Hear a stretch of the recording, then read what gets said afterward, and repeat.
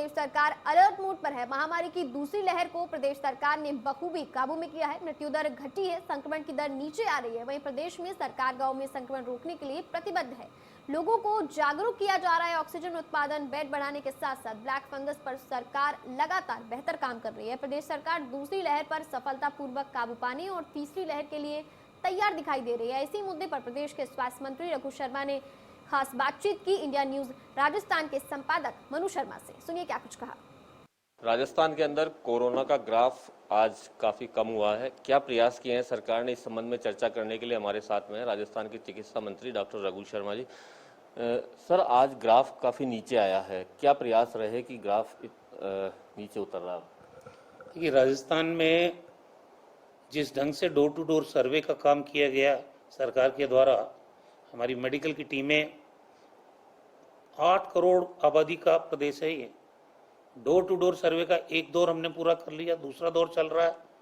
और जो लोग लक्षण वाले प्रतीत होते हैं, जिनमें खांसी जुकाम बुखार के लक्षण होते हैं, उन लोगों को हम आइसोलेट करते हैं, उनकी टेस्टिंग करते हैं। अब तो सरकार ने एंटीजन टेस्ट की स्वीकृति दी है। हमारी हर विधानसभा क्षेत्र में एक मोबाइल वैन माइक सिस्टम के साथ घूम रही है, उसमें हमारे डॉक्टर्स हैं, नर्सिंग स्टाफ है और एंटीजन टेस्ट के किट हैं और RT-PCR का सैंपल लेने की फैसिलिटी है। तो हम जो ILI केसेज उन्होंने छांटे हैं, ये खांसी जुकाम बुखार वाले, उन तमाम लोगों का एंटीजन टेस्ट करते हैं। एंटीजन टेस्ट में जो लोग पॉजिटिव आ जाते हैं उसको तत्काल हॉस्पिटलाइज करते हैं या उसको होम आइसोलेशन में या इंस्टीट्यूशनल क्वारंटीन में भेजते हैं। और उसके अलावा बाकी लोग जो बच गए, जो पॉजिटिव नहीं आते हैं उसमें एंटीजन में, तो उनका RT-PCR का सैंपल लेते हैं ताकि वो ज़्यादा कन्फर्मेटरी टेस्ट है, 1-2 दिन में उनका भी रिजल्ट आ जाए। इस ढंग से एक पूरे राजस्थान में जिस ढंग की व्यवस्था हमारी सरकार ने की है, उसी का नतीजा है कि एक बार तो 18,300 केसेज आ गए, अब हर रोज कम हो रहे हैं वो, और आज 7,600-800 के करीब केसेज आए हैं। तो ये बहुत बड़ी मतलब उपलब्धि है। राजस्थान में जिस ढंग से ग्रामीण क्षेत्रों में ये फैला हुआ इसका, वो हमारे लिए बहुत बड़ी चिंता की बात थी। शहरों में तो आप इसको कंट्रोल कर सकते हो, लेकिन गांव, 40,000 गांव, इतना बड़ा प्रदेश, भौगोलिक परिस्थिति विकट, हमारी टीमों ने बहुत शानदार काम किया। उसी का नतीजा है मृत्यु दर भी कम हो रही है। मृत्यु दर एक के बाद एक 80% है हमारी, 0.8%, जो कि पूरे कंट्री में सबसे कम है। तो आने वाले समय में इसको पूरा कंट्रोल कर लिया जाएगा, इसकी चिंता नहीं करनी चाहिए। सर, जो थर्ड वेव के लिए कह रहे हैं, तो उसके लिए सरकार की क्या तैयारी है? थर्ड वेव के लिए जो आप प्लानिंग कर रहे हैं, मुख्यमंत्री जी रोजाना बैठते हैं आपके पास, जैसा विशेषज्ञ चिकित्सक बताते हैं कि थर्ड वेव आएगी, बच्चों को हिट करेगी, वो कम उम्र के बच्चों को। हमने उसके लिए राजस्थान के जितने भी बच्चों के अस्पताल हैं उनको तो वेल इक्विप्ड करने की अभी से तैयारी शुरू कर दी है।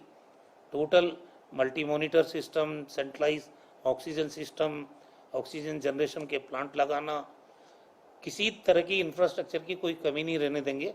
इसके अलावा CHC लेवल पे भी 2-3 बेड जो ICU के हम तैयार कर रहे हैं, वो भी सेंट्रलाइज ऑक्सीजन सिस्टम के हैं, वहाँ पे भी जनरेशन के प्लांट लगाने की प्लानिंग चल रही है। तो राजस्थान में अगर तीसरी वेव आती भी है तो हमारे यहाँ के बच्चों को सुरक्षित रखने की तैयारी में पूरी सरकार जुटी हुई है। एडवांस प्लानिंग हम लोग कर रहे हैं। सर, जो ब्लैक फंगस है, इसकी क्या सरकार तैयारी कर रही है? इसको आपने नोटिफाइड भी कर दिया महामारी में? ये बहुत खतरनाक बीमारी है, इसमें मृत्यु दर भी 50% है। और जिस ढंग से आँख और कान के पास लाल चकत्ते बन जाते हैं, नाक और साइनस के जरिए ये बुखार आ जाता है, अंदर प्रवेश करता है, सांस की कमी आ जाती है, खून की उल्टी हो जाती है, कफ आता है, सिर दर्द हो जाता है, मानसिक तनाव रहता है। ये बहुत खतरनाक तरीके की बीमारी है और इसका फैलाव रोकने के लिए सबसे पहले हमने ट्रीटमेंट प्रोटोकॉल जो डॉक्टरों को अपनाना चाहिए उसको फॉलो किया।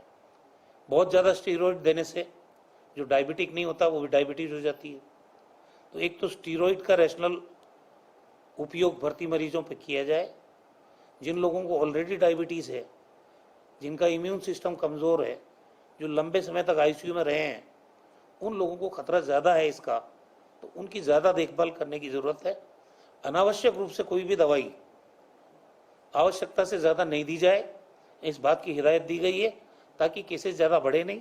और जो केसेस हैं, अभी एसएमएस हॉस्पिटल में म्यूकोमाइकोसिस का हमने अलग से यूनिट बना दिया है, उसमें ईएनटी के सर्जन और उसमें ऑफ्थल्मोलॉजी के डॉक्टर्स सबकी टीम बना दी है। करीब 100 बेडेड फैसिलिटी हमने यहाँ डेवलप की है। और हमारे यहाँ जो जैन ईएनटी है प्राइवेट हॉस्पिटल, वहाँ भी 100 मरीज करीब भर्ती है। एसएमएस में भी 50-60 मरीज अभी तक आ गए हैं।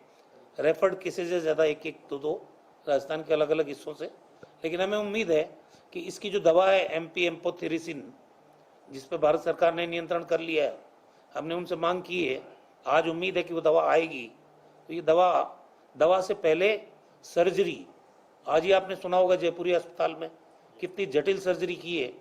तो क्लीनिंग करना, नर्व के पास तक जो भी ये ब्लैक फंगस डेवलप हुआ, इसको रिमूव करके और फिर ये इंजेक्शन देंगे तो जल्दी और कम इंजेक्शन में काम हो जाएगा। वरना एक मरीज को 10 mg के 60 इंजेक्शन चाहिए। सर, पूरा ओवरऑल पूछना चाहता हूँ, सेकंड वेव में आपको सेंट्रल गवर्नमेंट का सहयोग क्या इसमें मिला या नहीं मिला? क्या वेंटिलेटर्स की बात आ रही है कि वो भी अनुपयोगी भेजे गए यहाँ पर, जो ठीक भी नहीं हो सकते हैं?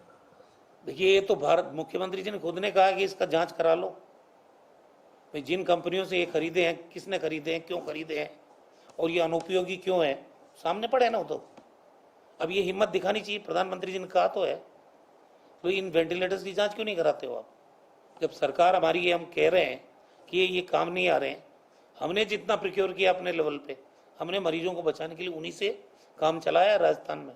जो वेंटिलेटर आपका अगवा कंपनी से आए, HEL से आए, उनके इंजीनियर्स नहीं आते हैं। उनको कौन यहाँ पे स्थापित करके जाएगा? उनको फंक्शनल कौन करेगा? बीच में बंद हो जाते हैं, वो ऑक्सीजन आना बंद हो जाती है। कोई मरीज अगर मर जाए, जिम्मेदारी किसकी होगी? तो जब इतना गंभीर प्रश्न प्रधानमंत्री जी के सामने, केंद्रीय स्वास्थ्य मंत्री जी के सामने हमने चिट्ठी लिख के, मुख्यमंत्री जी ने बातचीत करके, मैंने वीसी जो हुई स्वास्थ्य मंत्रियों की, उसमें उठाया उनसे ये सवाल, तब अगर ये भारत सरकार की जिम्मेदारी बनती है कि आपने इतना बड़ा प्रिक्योरमेंट किया है, जनता के काम तो आना चाहिए, इसमें बुरा क्या है? और परेशान क्यों होते हैं बीजेपी के नेता लोग? ये थे डॉक्टर रघु शर्मा, जिन्होंने बताया कि